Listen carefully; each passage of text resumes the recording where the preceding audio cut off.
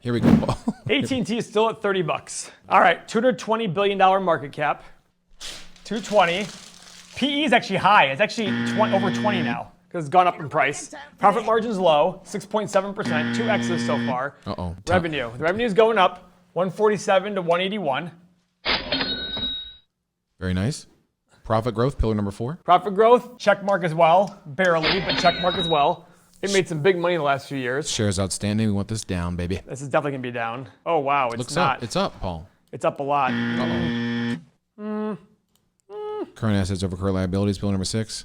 50 versus 59 negative. Not good. Cash flow.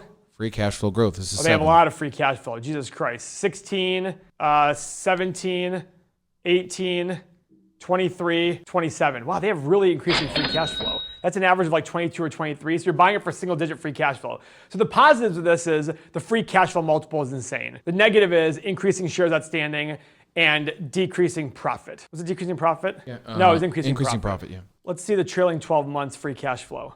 Wow, $28 billion in the last 12 months in free cash flow. Good God. I mean, their dividend yield, their dividend is safe because they have $28 billion, they need $15 billion to pay their dividend. That's a lot, that's really good.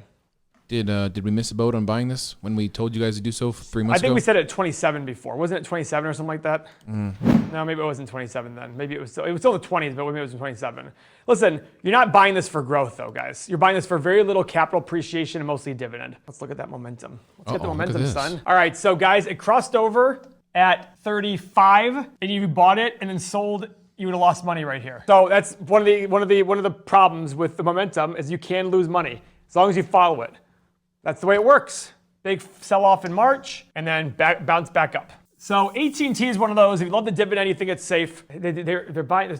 Find out why they're spending so much money on. Some people are saying they're going to somehow get in partnership with HBO Max, who's going to be releasing movies directly at HBO Max. That's possible. And that sounds like maybe a great climb next year. That is true. They're going to start releasing brand new movies to HBO, Paul. I think like the Wonder Woman movie or something. It's all. You know, everybody knows AT&T. Your mom worked for AT&T for how long? 50 years, yeah. Yeah, 7% dividend yield. I mean, I'm kind of stuck on this one. I think I said that before. I'm kind of stuck on this one. HBO Max is their subsidiary company. HBO Max is a subsidiary of AT&T? That's what Bogdan's saying. That's interesting. Wow, I didn't know that.